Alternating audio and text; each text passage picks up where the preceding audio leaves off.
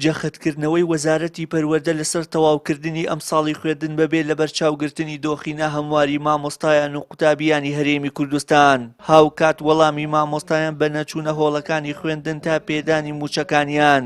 نیگەرانی قوتابیانی بەدوای خۆیدا هێناوە و داوا دەکەن حکومت بە جددی بەدەم داواکاری مامۆستایانەوە بێت و چیتر قوتابیان نەکرێن بە قوربانی.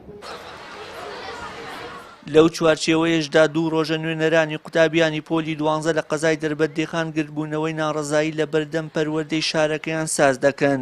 گرتبوونەوەیەکمان کردووە داوای حەق و مافی خۆمان دەکەین. ڕاستە ئەزانین مامۆستاکان موچیان وەرنەگرتووە و وەزئیاخە بەڵام ئێمە لە پێشترین ئەبێ مامۆستاکان تۆزێ لە خۆیان بگرنەوە لەبەر پۆلی 12 چونکە وەزیر وتویەتی بە هیچ شێوازیە خوێندن دواناخرێ و ئیمتیحان دواناخرێ. چۆن داواکاری مامۆستایان بێنەوە هۆڵەکانی خوێندن ئەوەش داواکارین لە حکومت موچەی مامۆستایان 30 ڕۆژ جارێک بات لەبەر ئێمەش مافمان نەفەوتێت و مامۆستایانیش بێنەوە هۆڵەکانی خوێندن.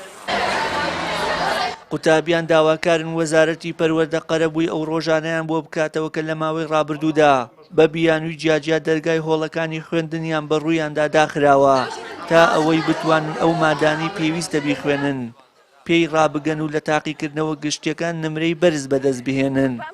وەڵا بە شێوەیەکی گشتی بەڕێوەبەری پەروەردەی دەربەندیخان پشتگیری ئێمەیە بە هەموو شێوەیە و ئێمەش داواکارین داواکەمان گەیاندووە کە بە مامۆستاکان بێنەوە بۆ هۆڵەکانی قوتابخانە.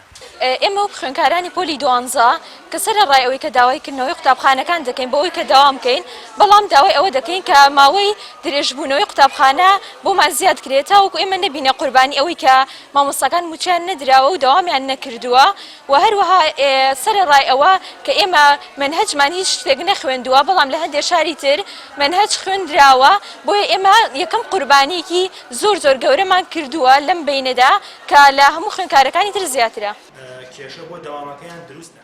بەڕێوبەریەتی پەروەردەی دەربەندیخان پشتگیری تەواوی خۆی بۆ قوتابیان و مامۆستایان ڕادەگەیەنێت و داواکارە حکومەت ئەو بەڵێنە نوێی داوێتی جێبەجێ بکات کە بڕیاری داوە 30 ڕۆژ جارێک موچە دابەش بکات تا خوێندن بۆ سەر ڕێچکەی ئاسایی خۆی بگەڕێتەوە. لە دوێنێ ئەمڕۆوە هاتنەتە لامان خوێندکارانی پۆلی 12 ئامادەی چونکە ئێرە لە ڕاستیە ماڵی خۆیانە و داوای ئەوەکەن کە دووبارە خوێن ئەوە بیران دەست پێ بکاتەوە.